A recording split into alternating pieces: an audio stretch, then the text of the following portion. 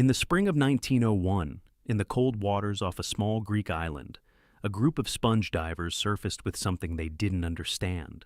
They had already made an extraordinary discovery on the ocean floor: bronze statues, marble figures, and fragments of a Roman-era shipwreck that had been resting there for nearly 2,000 years. The wreck itself appears to have been a merchant vessel, likely traveling between the Greek world and Rome, carrying valuable cargo when it was lost sometime around the 1st century BCE. Over time, the ship broke apart, scattering its contents across the seabed. But among those recognizable artifacts was something far less impressive at first glance. It wasn't gold, it wasn't art, and it didn't even look useful. It was just a jagged, corroded lump of bronze and rock, fused together after centuries beneath the sea. To most people, it would have looked like scrap, something broken beyond repair, and not worth a second look. But when the object was brought back to Athens and examined more closely, scientists noticed something that immediately stood out. Inside the corroded mass were small, precisely cut mechanical gears. That single detail changed everything. At the beginning of the 20th century, this discovery made no sense. Mechanical gears, especially ones this small and precise, were associated with much later periods in history. They were commonly linked to medieval clockmaking or early modern engineering, not the ancient Greek world.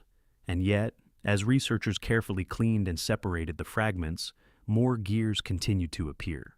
Not just a few, but dozens of interlocking components, each one clearly designed to work together in a coordinated system. The more they uncovered, the clearer it became that this was not a random object. It was a system, a deliberately constructed mechanism. For decades, however, the mystery stalled. The fragments were stored in the National Archaeological Museum in Athens, where they remained largely misunderstood. Scholars examined the pieces, proposed theories, and debated their purpose, but without the tools to fully see inside the object, their conclusions remained uncertain.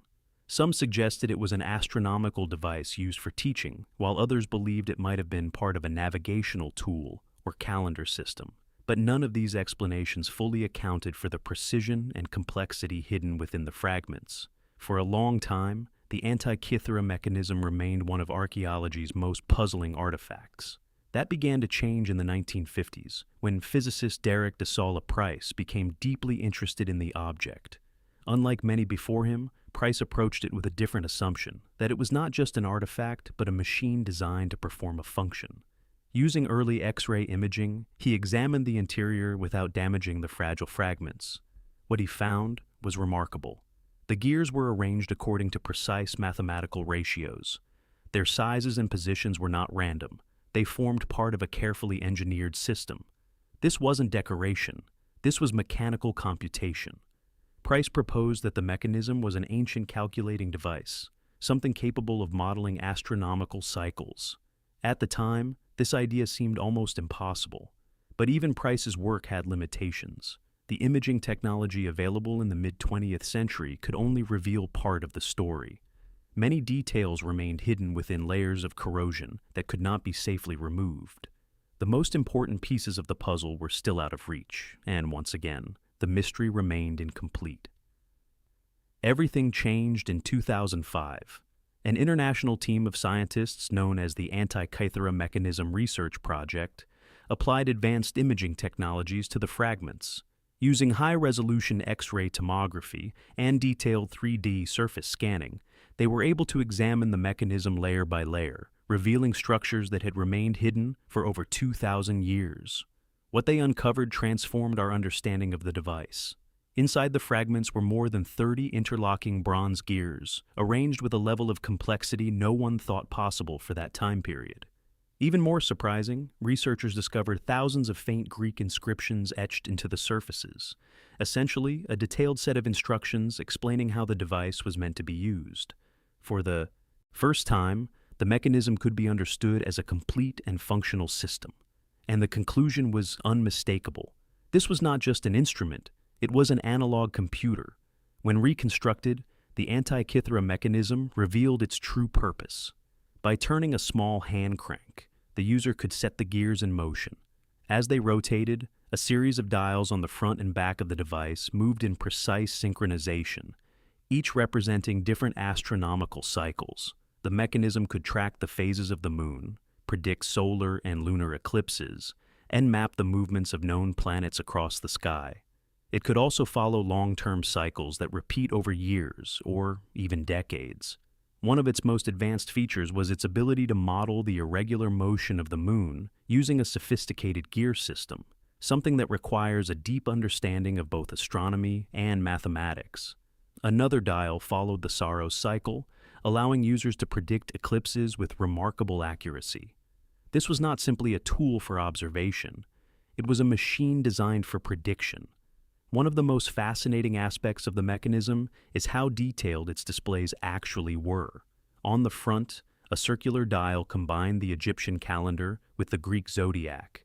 As the gears turned, a pointer moved across this dial, showing the position of the sun, and possibly the planets, against the backdrop of constellations. On the back, the system became even more complex. Two large spiral dials tracked long-term astronomical cycles.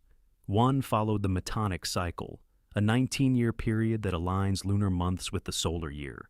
The other tracked the Saros cycle, used to predict eclipses. What makes this even more remarkable is how compact the entire system was. All of these calculations, covering years of celestial motion, were built into a device no larger than a box. This level of miniaturization suggests not only advanced knowledge, but also exceptional craftsmanship. Another detail that has changed how historians view the mechanism is the inscriptions found on its surface. Using modern imaging, researchers have been able to read thousands of characters that were previously invisible. These inscriptions appear to function as a kind of manual, explaining what each dial represents and how the device should be used. This suggests the mechanism may not have been limited to a small group of specialists. It may have been designed for educated users, teachers, scholars, or individuals with a deep interest in astronomy. There is also the question of why the mechanism was on the ship in the first place. Some researchers believe it may have been part of a shipment of valuable scientific instruments, possibly being transported from Greece to Rome. During this period, Roman elites had a strong interest in Greek knowledge and often collected works of art, philosophy, and science. If that is the case, the Antikythera mechanism may not have been unique. It could have been one of several devices like it, others that were lost, destroyed, or simply never discovered. What makes this story so compelling is not just what we know, but what we don't. There are no surviving blueprints, no detailed records of its construction, and no second device has ever been found. It appears in the archaeological record already highly advanced, and then disappears. This raises a deeper question about history itself. We often imagine technological progress as a steady, continuous path, but the Antikythera mechanism suggests something very different. It shows that knowledge can be achieved and then lost. Civilizations can reach extraordinary levels of understanding, only for that knowledge to fade away over time. For nearly 2,000 years, this machine sat in silence beneath the ocean, while the knowledge behind it slowly disappeared from human memory. And that may be the most unsettling part of all, because if one machine like this existed, it raises a question we still cannot fully answer. How many others were lost? And how much knowledge disappeared with them? Somewhere, beneath the ocean or buried deep beneath the earth, there may still be fragments of a forgotten world, pieces of knowledge waiting to be rediscovered. If you enjoyed this story and want to explore more real historical mysteries and discoveries, make sure to like the video, subscribe, and share your thoughts in the comments.